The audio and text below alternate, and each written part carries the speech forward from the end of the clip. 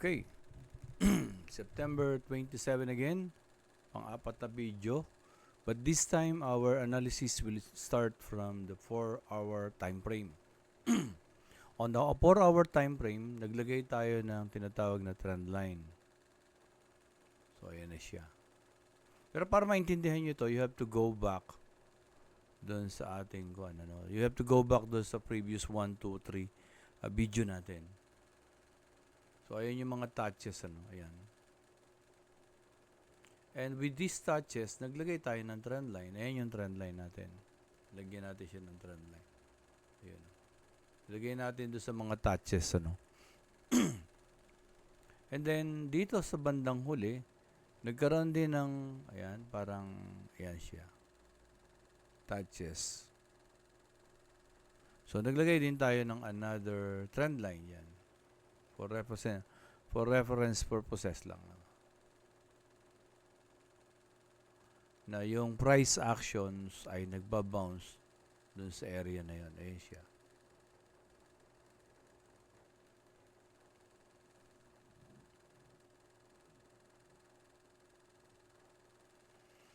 And then we will go down 1 hour. Ayan. On the 1 hour, the 6, 7, 8, 9, 10, 11, 12, 1, 2 o'clock. So, mapapansin nyo, nagko-consolidate yung price mismo dito sa area na to. But don't forget that our higher time frame is bullish. So, we are looking for a buy opportunity. Even nung nandito pa yung price, ang inaantay natin is buy opportunity. At nangyari nga. So, this time, ang didiscuss lang naman natin is paano ba to pinasok. Ganun. With our top-down analysis from 4 hours to H1. So, yan. Nasa H1, sa 30 minutes na tayo.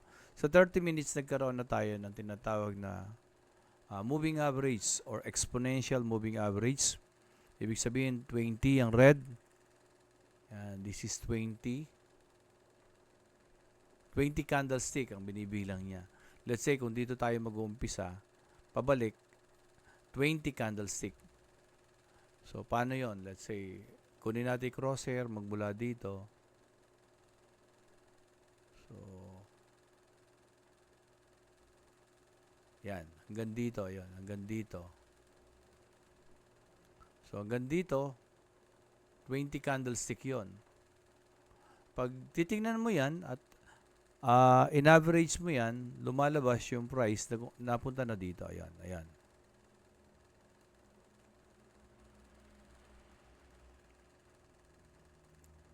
So, ayun yung 20 moving average. Napunta na siya ron. And then,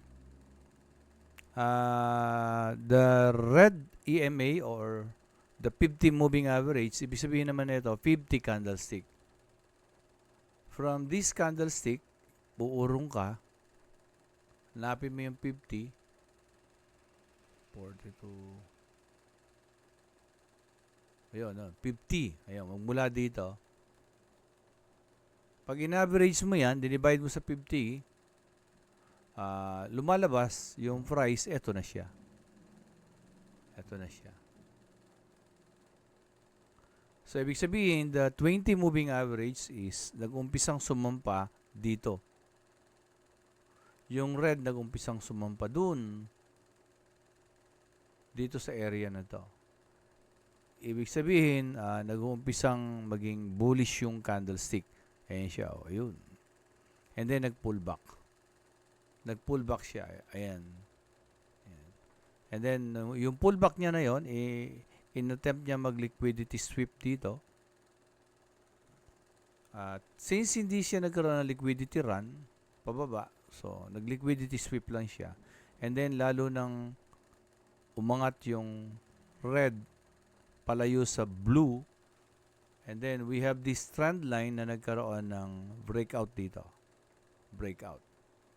But then again, since our higher time frame, monthly, weekly, daily are all bullish bias niya. So we are only looking, or I'm only looking for a buy opportunity. Laging ganun lang ang gina. So this is 30 minutes. Let us go down 15 minutes. So ayun. So mapapansin mo dito ngayon,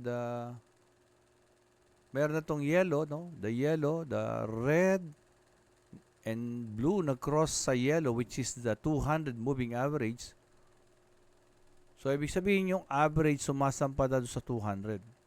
So ayan, naka-align sila. So when all those moving average ay naka-align, yung pinakamalaki nasa baba, 50 sa taas, at yung mas maliit nasa taas, or the 200, 50 nasa taas ng 200, yung 20 nasa taas ng 50, this is a very bullish moving average.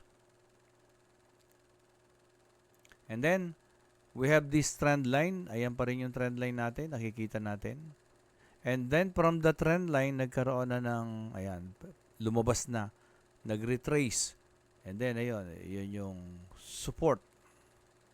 Then, nag-try uli. Ayan.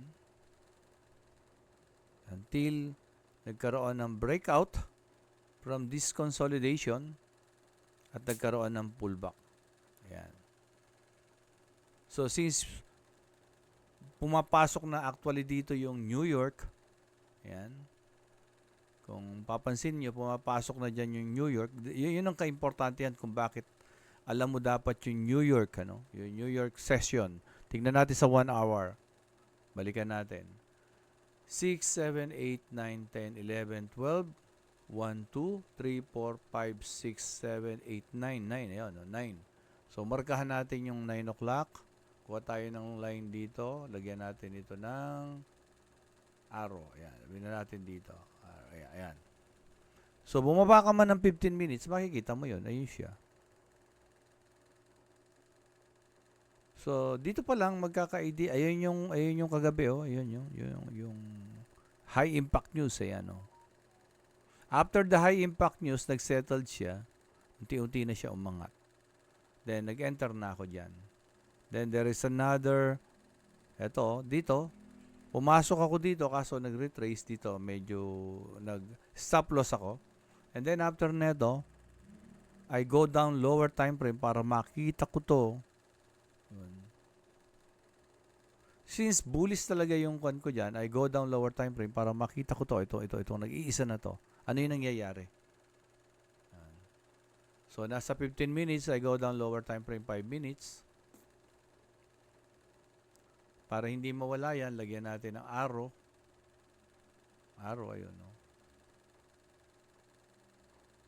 Ayan. And remember, ito na, New York na yan, ha?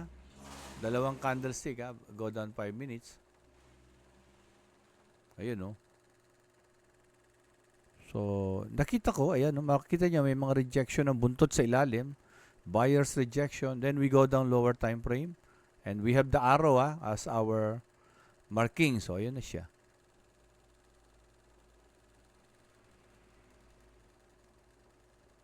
Ayun, no? Ayun yung arrow na dalawa, oh. So, mas nagiging clear siya, ayun, no? Ayun. Nag-bounce siya dun sa 200 moving average. Pag bounce niya ron, ito yung, since we are only waiting for the buy opportunity, kung mapapansin nyo, ayun yung trend line, no? Ayan. Nag-breakout dyan, nag-pull back. Ayan. Then, nag-break na yung structure. Ito, break na yung structure. Tapos, nag-intay. So, ito, hindi na, ito, nag-retest. So, ayun siya. O, break na yung structure, retest. O, pasok na rito. Ayun na siya. Ayun, doon ako pumasok. This is 1 minute, ha. Ulitin ko, ha. So, since na-establish na yung bullish on the higher time frame, so, ayan siya. Ayan yung lower time frame. Gamitin natin ang trend line. On the lower time frame, this is scalping. Ayan, ayan. Trend line. Nag-break out sa trend line. On the 1 minute, nag-pull back. So, ayun yung 200 moving average. This is a very strong support. Nag-bounce. Nagkaroon ng break na structure. Binalikan uli. Another bounce. Another break na structure. Another bounce. Ayun na yung 20 at saka 50 moving average. So, pag break dito, pasok. Pwede na. So, ilan yung naging profit niyan? Maganda-ganda rin naging profit niyan. Ayun o, ito siya. Ayun siya. That is almost 200 pips. Kaso dumiretso pa yan eh. Dumiretso pa siya. Actually, dumiretso pa yan. 200, 300 pips. Okay? Review lang. Ayun siya.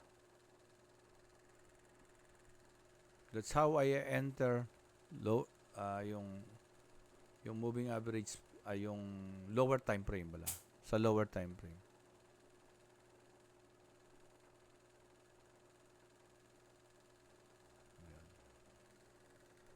And makikita nyo andito yung trend line, no? Nasa taas na ng trend line, no? Ayun na siya. Tumutuloy na siya sa 200. Ayan. Ito yung high impact news. Dito, ayan, pumasok din ako dito pala. Ayan. Kaso bumalik. Then, hindi ko binitawan yan kasi alam ko, sa isip ko, bullish talaga. So, ayun, umakyat na siya. Lalo na lumabas yung high impact news. So, sabi ko tataas talaga. I hope na makatulong sa inyo to how to enter a lower time frame. Kasi kung dito ka pumasok, imagine niyo dito pumasok. Tama, dito nga pala, dito. Sabihin na natin dito. Dito ka pumasok, dito. Dito, yan. Diyan ka pumasok.